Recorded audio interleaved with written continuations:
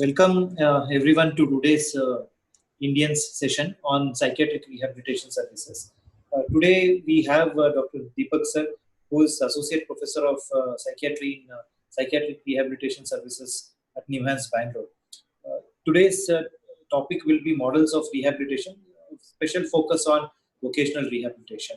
So over to you, Dr. Deepak sir. Yeah. Thanks, Chetan.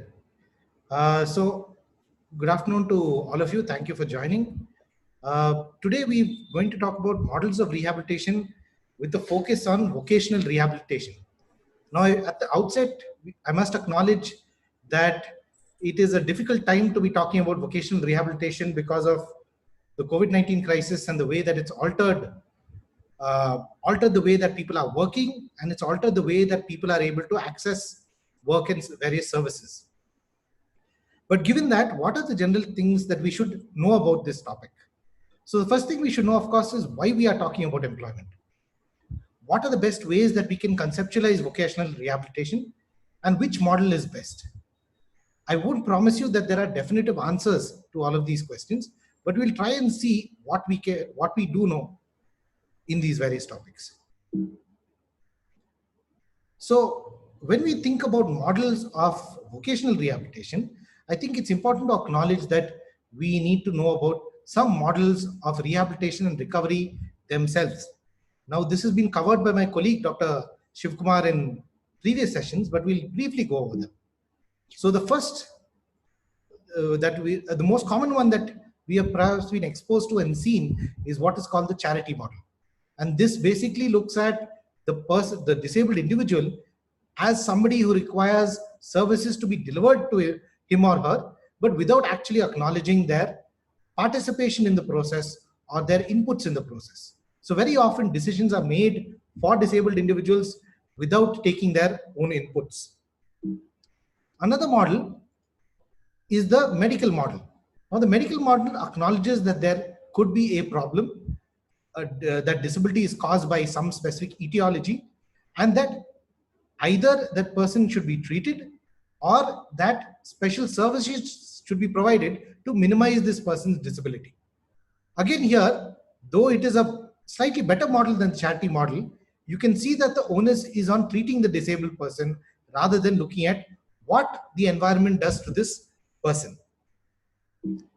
Now, as again, you've probably already seen in sessions, the model of disability has now changed from a charity model or a medical model to a more social model. And as we'll see later, a rights-based model. Now, the social model highlights the fact that somebody with disability is disabled because of certain conditions that exist in society, which make this person's disability more. So it looks at trying to make the environment more inclusive and trying to shape the environment so that someone with disability is able to maximize their strengths and participate equally. The evolution of the rights-based model, of the social model, is of course the rights-based model. How is it different? Here, it is acknowledged that it is the persons with disabilities' right to be included in society and to make his or her decisions about what they will do, where they will go, and what things should be done to make their lives better. One brief example, as you can see on the slide here, is for a man with intellectual disability. In the charity model, it would focus on letting this person live in a foster home and giving the burden of care to somebody else. In a medical model, we would look at whether there's a medicine or treatment which could improve this person's problems. In a social model, you will look at how this disability can be minimized by changing this person's environment. But in a rights-based model, we would actually go to the person and ask them, where do you want to live? So the rights-based model is something that the UNCRPD has centralized, and the Rights of Persons with Disability Act has centralized in India. And India is a signatory to the UNCRPD. So given that we know all this, we need to look at then, how is a person's right to work or right to be a participant in society impacted by disability? So when we look at this and we look at the employment of persons with mental illness, an OECD document actually suggests that mental illness not only causes a significant loss of people who could be a part of the labor pool, there are high rates of unemployment for people with mental illness. There are high incidences of absenteeism due to sickness, which could be avoided, and there is reduced productivity at work. Now, the high rates of unemployment in people with mental illness exceed those with other disabilities. This is primarily because of stigma and because the disability due to mental illness can be unique, especially in the fact that it can be dynamic and that it's not very obvious at times to other people, despite the person having disability. It also looks like, despite high unemployment rates, surveys have shown that most clients want to work. In addition, mental health issues cause cognitive impairment, psychotic symptoms, negative symptoms, and of course, environmental factors like stigma, lack of access, and a fear of losing benefits are important. Now, when we talk about fear of losing benefits, this is primarily, again, a lot of this literature is from the West, where people can lose access to certain social services if they are able to earn larger amounts. This is not alien to India as well. Even in India, if people go from, say, a BPL or to APL, they lose access to certain services. So this is a factor that we have to constantly think about and constantly understand how our context modifies. Now, when we look at the extent of need, this is again primarily Western literature, but you can see that in the OECD, 1/3 to a half of the claims of disability are because of MI, mental illness. And we know that young adults, 70% of them, the disability is because of MI. Yeah. And employment rates for people with severe mental illness are around 20%. This is from a Cochrane review in 2015. But you can see that all of these are significantly higher than the corresponding adult population. What are the advantages of employment? One is that there is quality of life is better. People have enhanced income. There is increased self-esteem. There are better social skills. Symptom improvement often is a happy side effect of employment. There is a decreased number of hospital admissions, and there can be destigmatization. But then, on the other hand, unemployment causes social isolation and economic and social deprivation. And this results in a further reduction in probability of obtaining a job. So we can see here how a cycle can be set up in which somebody who is already unemployed can lose their ability to participate in the job market over time. Another factor which isn't listed here is that often people with mental illness suffer mental illness in a relatively younger age. And when they do, many of their most productive years are lost. In this regard, it can be difficult for them to explain to potential employers and to in interviews as to why they have a gap in their CVs or why they have not pursued work before this. So what is the view from India? So this is from some statistics from the census of 2011. The Central Statistics Organization in their report in 2011 said that 87.3% of PMI were out of the labor force. And a study by Nagaswamy et al.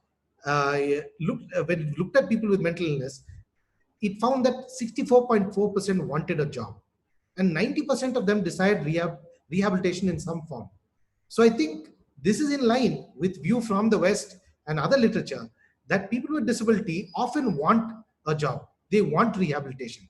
So sometimes care providers and even rehab professionals may come to the table with an idea that somebody with disability may not want to work, when in fact the opposite is true.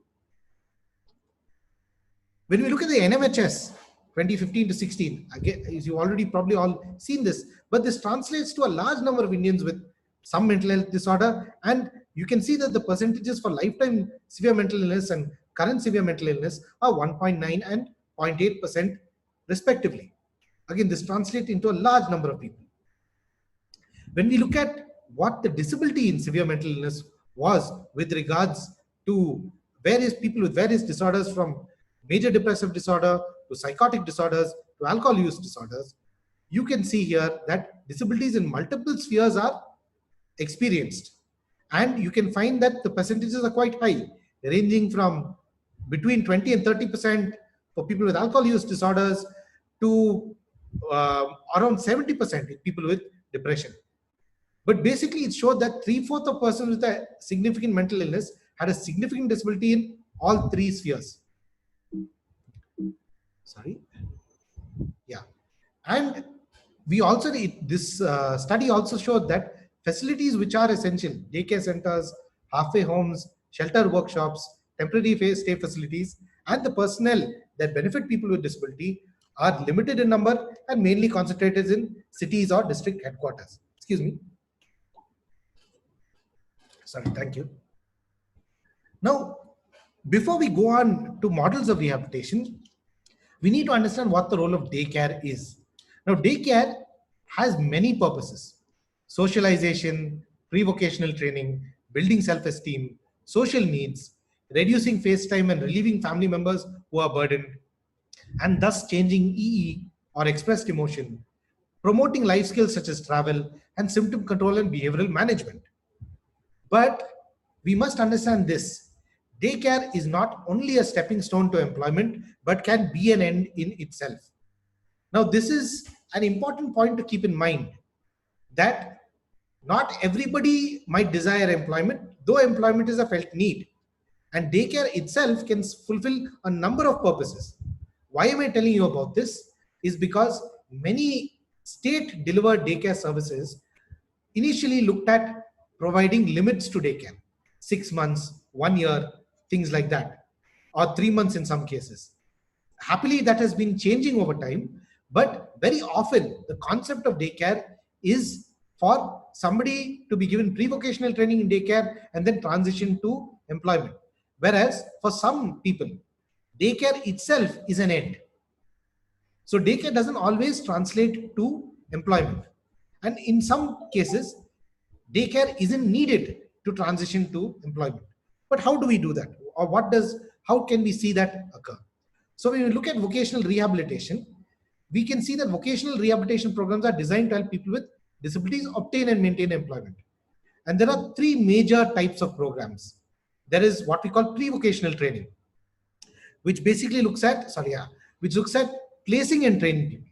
In this system, people are first trained and then placed in a particular job.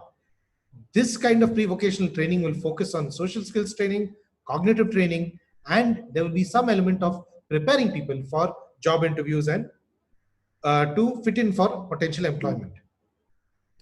The next that we'll see is something called transitional employment.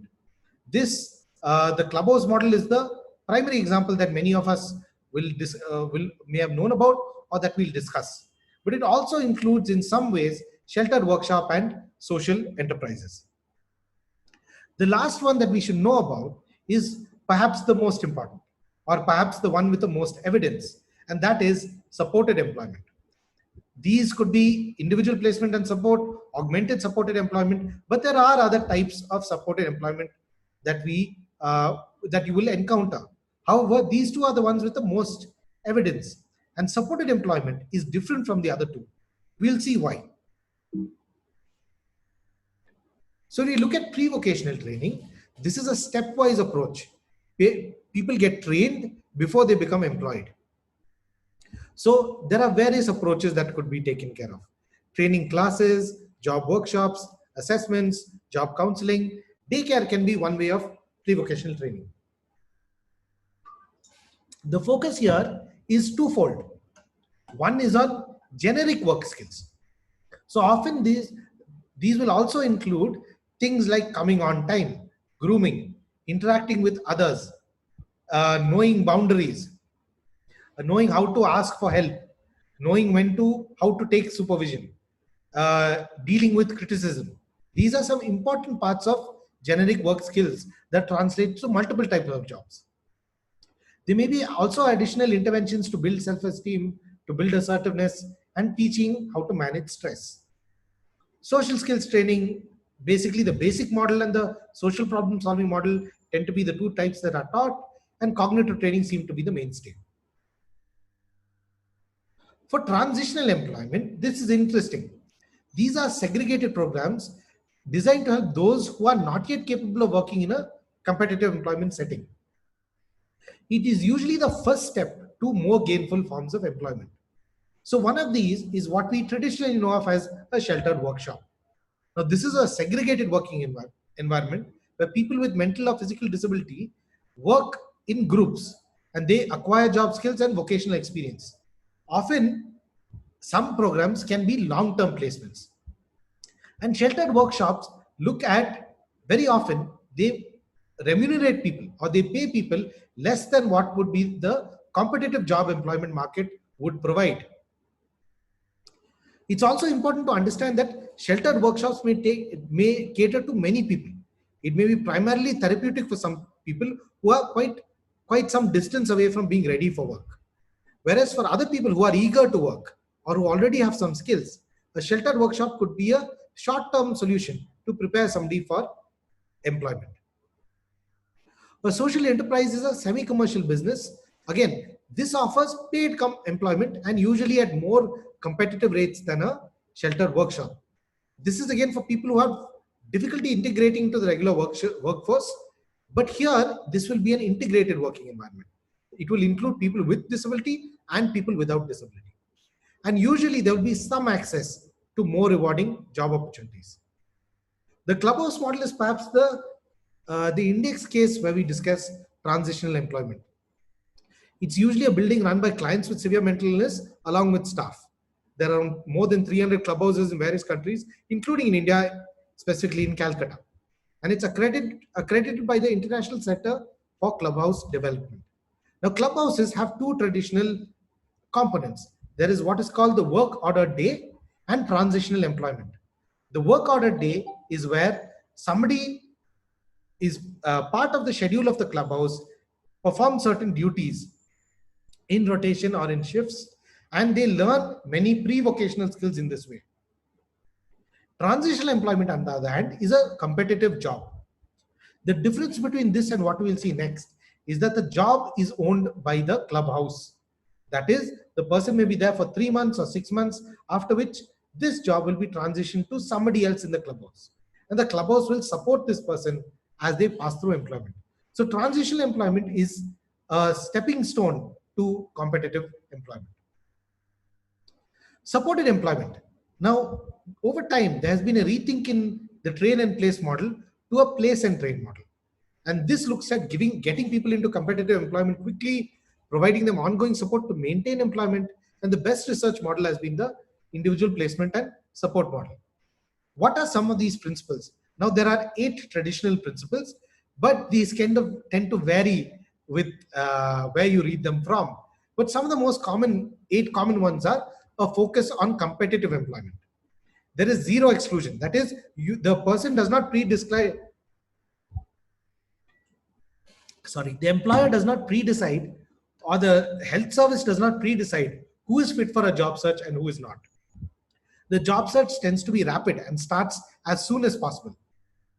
And clients discuss their preferences in service and job searches.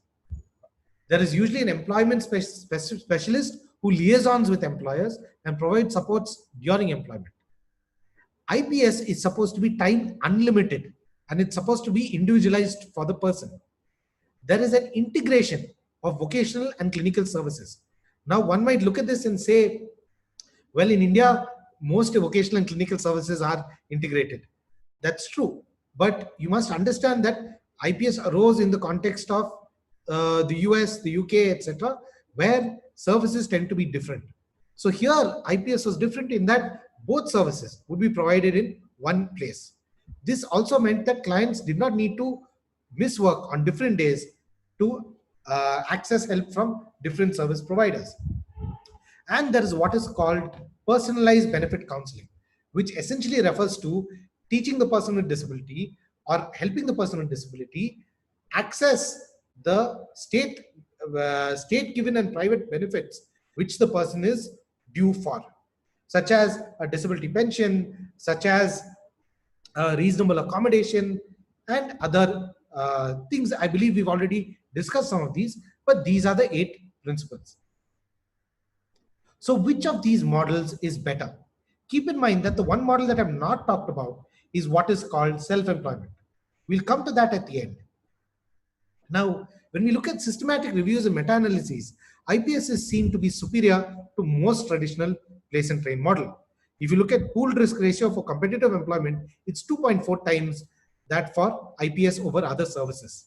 And you can look at the confidence interval also is relatively small. This is from a review. And the other factors that IPS tends to improve are days in competitive employment, days in any form of paid employment, job tenure for competitive employment, job tenure for any paid employment, and time to first employment. So IPS is better in a number of ways. However, when certain review, at least the Cochrane review looked at it, it rated the quality of evidence as very low. One of the reasons for this reason for rating low was that there were a low number of studies contributing to specific outcomes. What do I mean by that? I mean things like, say, for example, days in competitive employment or days in any form of paid employment. Different studies have different indicators which they focus on, and some of them showed some change in these factors while others did not. Overall risk of bias was rated significantly, primarily because of who rated these outcomes. And post-hoc decisions affected the review process. In addition, recording of lengths of employment varied. So often in IPS, days to first employment is a common outcome that is recorded, whereas days spent in employment may not be. So though IPS is noted to have some effects on all of these, this is not uniform through all the various studies that have looked at the IPS in detail. Later reviews, of course, have given us additional information. There is some weaker evidence for enhanced quality of life and for clinical benefits. Some other comparisons: unemployment rates in geographic regions did not account for heterogeneity in IPS effectiveness, which suggests that it may have a role even in LAMIC countries or countries outside the US and the UK. There was better effectiveness with high GDP growth. For low GDP growths, pool risk ratios actually came down to 1.82. For example, like right now in the COVID-19 crisis, where GDP growths have been affected, we'll probably find again that employment for people with disability may take a bigger hit than for those without disability. That's something we hope to find out over time. Some of these studies have been done outside the US and UK or the European region, which is basically Japan and Hong Kong. But some factors which are not often measured but do play a big role are: what do different social security systems do? What do they incentivize? Will people lose welfare benefits if they attempt to be employed? Welfare benefits themselves, what is employment practice, and what do employment regulations say? So these are some of the factors which can affect somebody's employment and which may be difficult for even an RCT to control. A recent meta-analysis in PLOS 1 stated that there were better vocational outcomes. Any competitive employments are around 1.63, job tenure you can find that was 0.55, job length, income. However, and this is the point that we were raising earlier, that non-vocational outcome estimates, though they were weakly effective, you can find that many of them crossed the zero mark. Many of the confidence intervals crossed the zero mark, and hence they were not significant. So quality of life, global functioning, mental health, these were not significant. And when this analysis was basically a specific expected proportion of studies with a true effect on non-vocational outcomes with a D of greater than 0.2 was specifically looked at, there was some reason to expect a probable improvement for quality of life in at least some settings. So you can see here that for vocational outcomes, there is a clear benefit, whereas for non-vocational outcomes, there may be a benefit, but we probably require larger numbers and larger studies. What are some of the difficulties in implementing IPS? If this is so brilliant, why aren't we doing it already? Now, there are attitudinal barriers that relate to the beliefs of both clinicians and employers.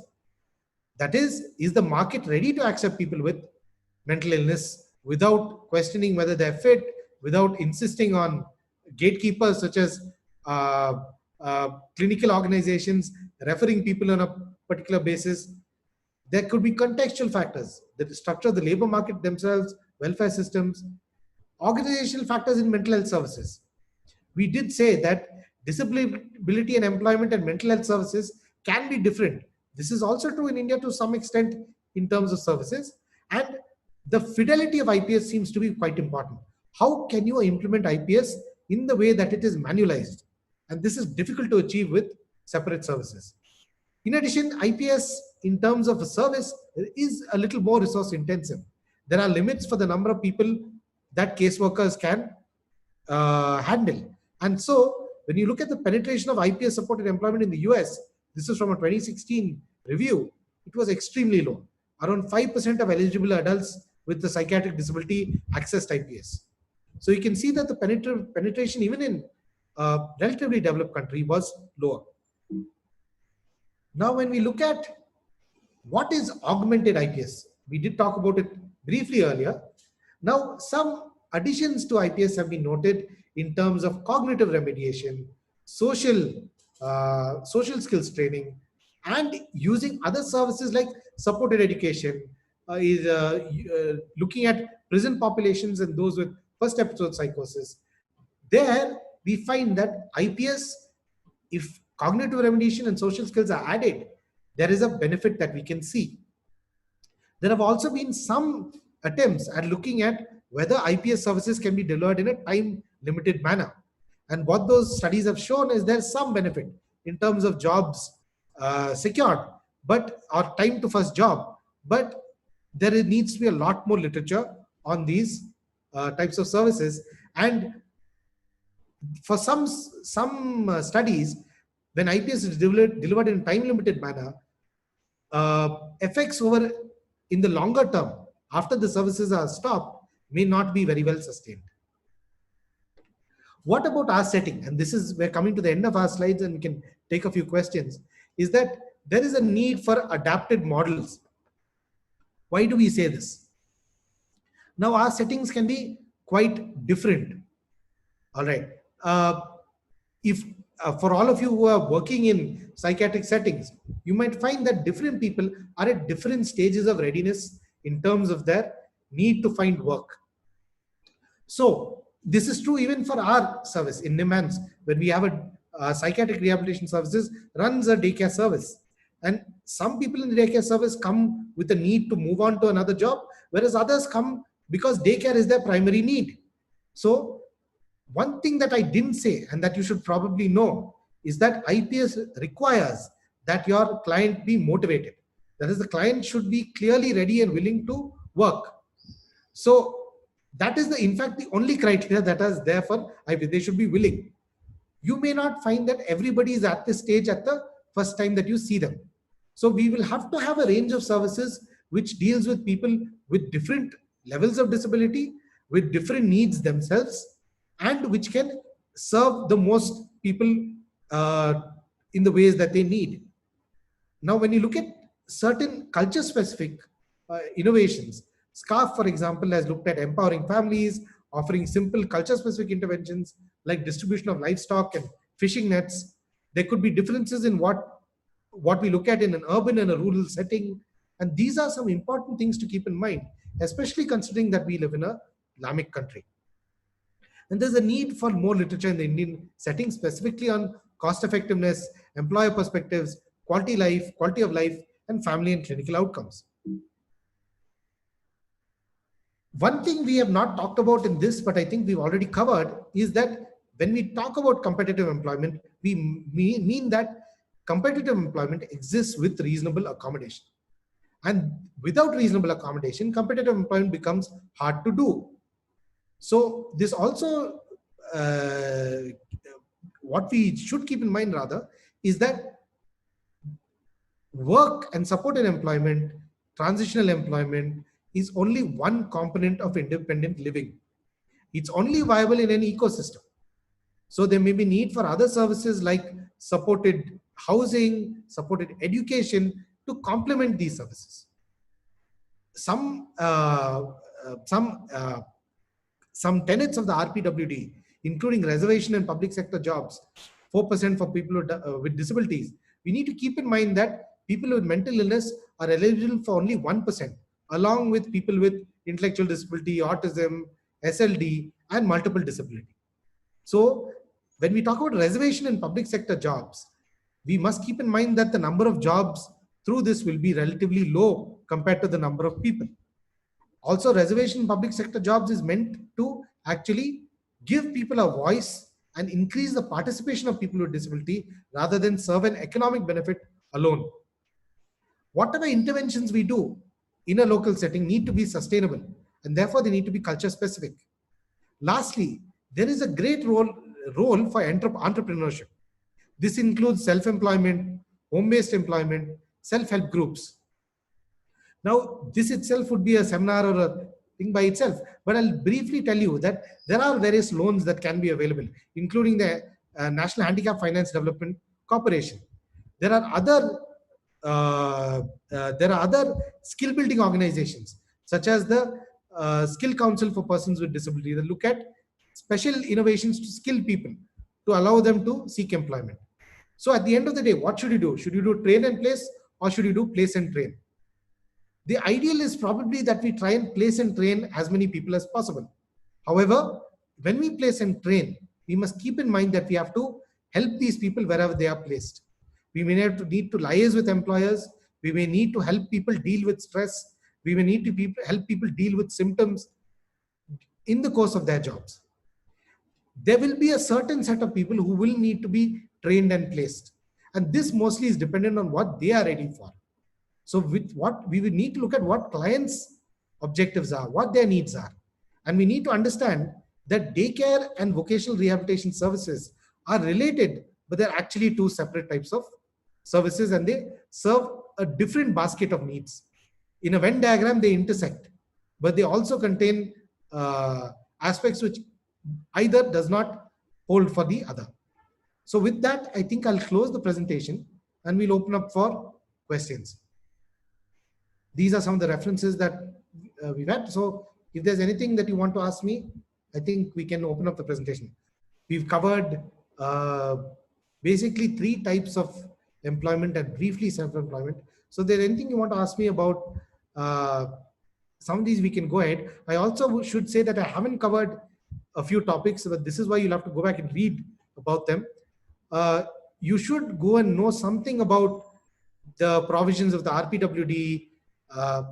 This topic would also need you to know a little bit about labor laws and how they reflect. I do need to tell you that there's a large debate about sheltered workshops themselves. At one level, sheltered workshops have been criticized for paying people at less than minimum wage, in basically meaning that they continue to treat people with disability as separate and different and not deserving the same remuneration as other people. On the other hand, there have been instances where, or rather, response to this is that people with disability, in the absence of sheltered workshops, certain types of people with or certain persons with disability may not get any opportunities for employment. And there are certain specific permissions under law or by governments for sheltered workshops to run in certain countries. The US, for example, the Americans with Disability Act itself doesn't contain this, but certain state governments and central governments may give permissions to run sheltered workshops with wages at less than the minimum wage in order to allow for these workshops to exist. I think India, again, is one of those countries where we don't have a specific law that covers sheltered workshops. But this is also something that you should think about.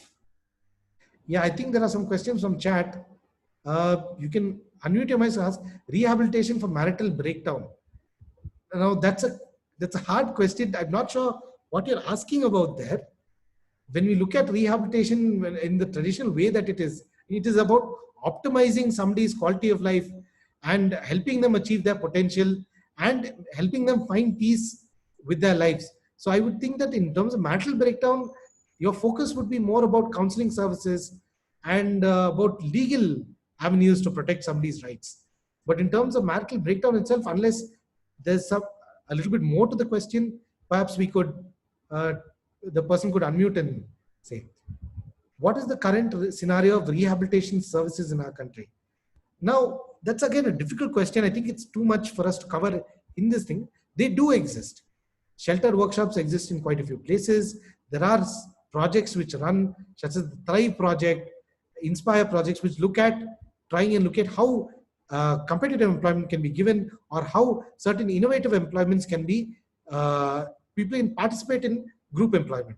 So there are organizations like SCARF, which look at trying and employing people and trying and getting people into employment.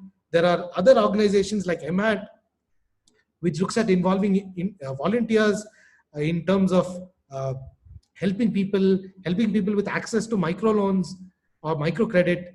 There are also organizations like the Chelamuthu Trust, which looks at some interventions for rural settings like animal husbandry and other types of employment. So there are a number of services across the country. Are there enough? Absolutely not. And when you talk about rehabilitation services, as I said, given the RPWD Act and given the MHCA, there is a definite onus on the government to provide rehabilitation services. There are likely, for example, for daycare itself, the Manasadhara program in Karnataka, for example, looks at providing daycare. Now, what I would want to tell you is that it's important to look at what is going on in your state.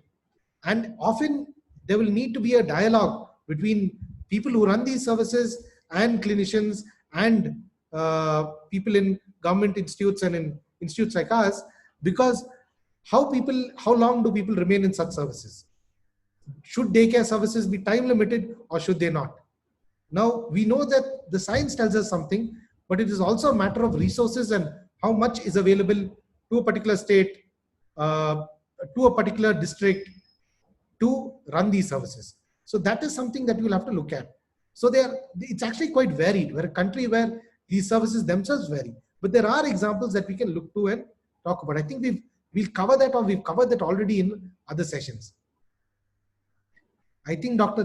Amol Chavan says in a place and train model, there'll be a lot of difficulties in managing persons in work center in case emergency.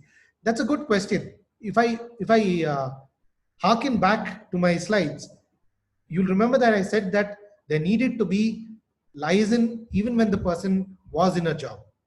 So when you look at the IPS, the person, it isn't really fire and forget.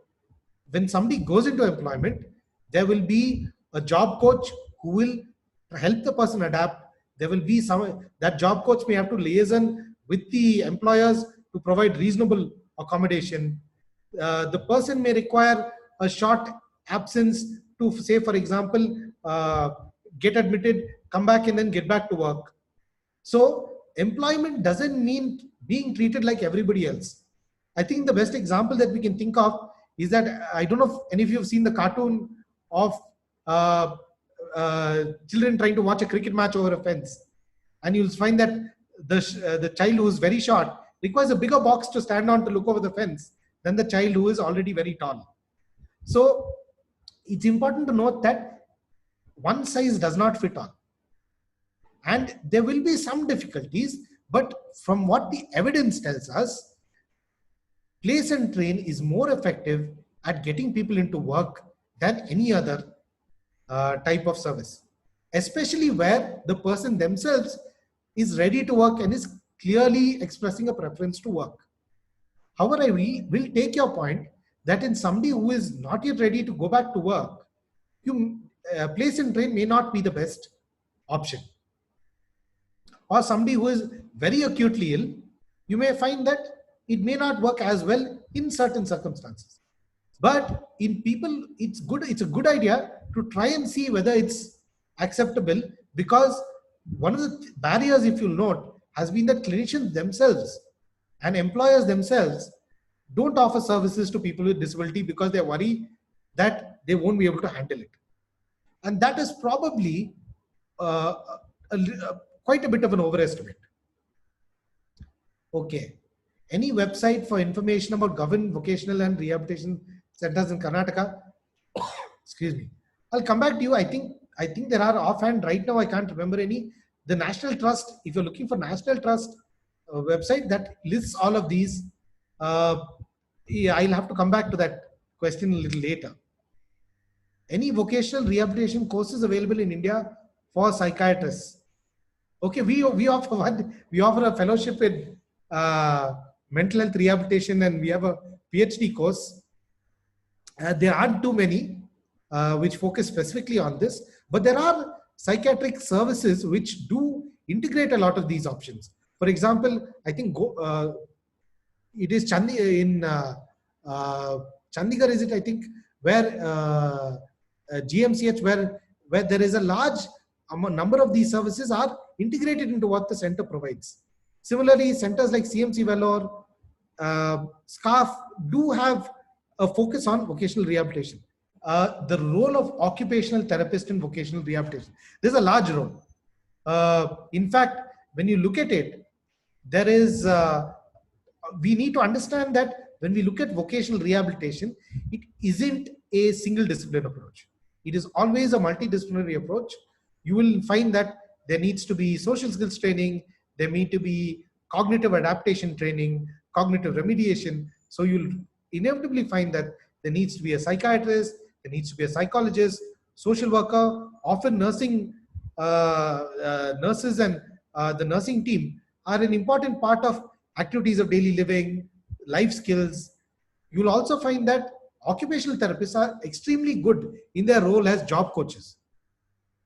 And in a daycare setting, ideally you would want an occupational therapist to be a part of allotting specific tasks to people to best maximize their ability to integrate. And when you look at coming back to these courses, though they're not specific to psychiatrists, there are some courses now which are slowly arising in terms of job coaches. And the RCI also, some institutes under RCI do look at giving specific diplomas and other things in vocational rehabilitation. Again, these are primarily for occupational therapists, social workers, psychologists, but they are open. All right. Please specify about community rehabilitation. I see when I talked about what I was talking about now, this primarily is based in a center. However, ideally IPS services should be in a community. That is, they should be integrated. If you looked at what I said, the clinical services and vocational services need to be integrated. So when we talk about community rehabilitation, we must understand that we need to think about the future and how we will distribute the existing resources. So the DMHP program itself has a social worker, psychologist, along with a psychiatrist. So they, rather they have psychologists, they have nursing professionals. And so there is scope to actually implement some of these in a community program per se. Would it be better if there were additional professionals? Absolutely. But there is definitely a lack of services overall, and not just in India. This is true across the world. But for us, it can be more acute in some ways. And I think more when you look at community rehabilitation, it also matters as to what you're telling people to do. So urban and rural areas will have different solutions to the same problem. People might have to actually look at entrepreneurship, for example, differently in different settings. And it's important to remember that people might need different interventions at different points. So somebody who needs daycare when they are extremely ill only may be ready to go into competitive employment once they get well. And this is also a feature that mental illness tends to be dynamic. That is, people can be very ill and then in between, intermorbidly, they can actually be quite well. So when you look at disability itself and you look at mental illness itself, different people will need individualized interventions. Right. What more steps should be taken to destigmatize the viewpoint of people towards mentally ill at workplaces? Plus, what do you think we need to treat the co-workers so that they cope with the working pattern of the patient? That's a very good question. This is something that we've actually experienced. One thing is that workplaces, the best way to destigmatize is to actually have people with disability work in the organization. That's the best possible step. Because people usually, when they interact with somebody with disability, many myths can be debunked at that stage. When you look at specifically, I think it's important to have in organizations, it's important to identify certain key figures or key leaders who will be able to push the organization to try to do something. Because once they're able to try to do something, then they're able to actually take this on board. I think it's important to, there was a person who started the SAP Labs program for autism. And one of the things he tells people is that you must be able to argue at different levels. You must be able to argue at the level of the head, at the level of the heart, and the level of the wallet. And people often, what people don't understand is that the things that are good for people with disability tend to be things that are good for everybody. So say, for example, when people in an organization see that people with disability are being supported, they themselves may come up with their own problems, which they may have been hiding, which may have made them less productive, which may have made them less able to participate, and they are able to seek help, lower the stigma for themselves as well. When often one thing that is done in companies which do try and include people with disability is that there's a buddy system. There are mentors in the company who do try and handhold somebody with disability as they get included into the organization. That's a very good step. There must be some liaison between the health service or the vocational rehab service and the employer. Without that, it's very difficult to continue this. And it's important that employers should know that if there's a problem, what do I do? So for most employers, or rather a large proportion of employers, the most frequent question is, what will we do if they turn violent? But from what we've all seen, violence in terms of an overall setting is relatively rare. That is, people with mental illness are more often the sufferers of violence than people who are violent themselves. So it's important to try and talk to leaders, talk about some of these myths and how they can be debunked, get a few people into the organization. Often when an organization hires a few people, they'll be willing to hire a few more people. But this nothing of the traditional way that we've done this in group educational programs, awareness programs, these are useful, but more useful than them is liaison. At this moment, liaison is very, very important. In terms of technology, again, technology can play a role in doing specific things. So say, for example, there's some evidence that job interviews, etc., can be enhanced with, say, virtual reality based programs. However, there's not a lot of evidence, and it's hard to actually roll out such programs overall in detail. There are certain things that can be done that technology can do, but it may not fit everywhere. One example could be that, say, for example, in the US, Google, I don't know if anybody here has heard about Google Glass or remembers Google Glass rather. It was basically a pair of eyeglasses with a camera, and which was integrated, which had some integration with or rather had networking abilities. And so it was finally dropped by Google because it wasn't a success. And many people were, as you can imagine, not too happy with the idea of somebody walking around with a camera on their glasses. However, it has had a second life in assembly line manufacturing, because there it allows people to kind of review manuals or review clear steps in an assembly line process as they do their work. It allows them also to quickly contact their supervisor. So there's a clear use case where it's benefiting somebody.